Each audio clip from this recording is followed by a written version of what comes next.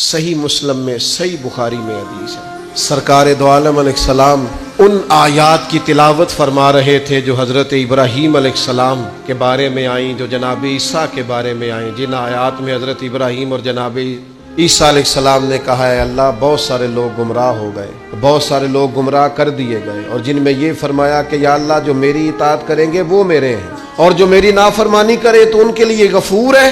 جب اپنی اپنی امت کے گناہگاروں کا تذکرہ جناب ابراہیم اور حضرت عیسیٰ علیہ السلام جو کرتے ہیں، اور قرآن مجید نے جس کا بیان کیا اس کو حضور نے پڑھا تو نبی پاک کی آنکھوں میں آنسو آ گئے۔ یہ مسلم شریف، حضور روئے۔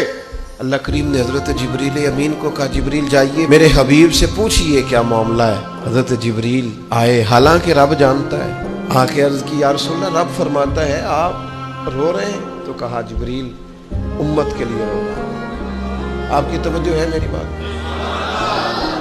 حضور امت کے لیے روتے ہیں نا، اللہ کرے امتی بھی کبھی نبی کے لیے روئے۔ کہا امت کے لیے رو رہا ہوں۔ تو حضرت جبریل امین علیہ السلام دوبارہ عرض گزار ہوئے مالک آپ کے حبیب امت کے لیے رو رہے ہیں۔ تو فرمایا میرے حبیب سے کہہ دے وَلَسَوْفَ يُؤْتِيكَ رَبُّكَ فَتَرْضَىٰ، آپ کا رب آپ کو اتنا دے گا کہ آپ اپنے رب سے راضی ہو جائیں گے۔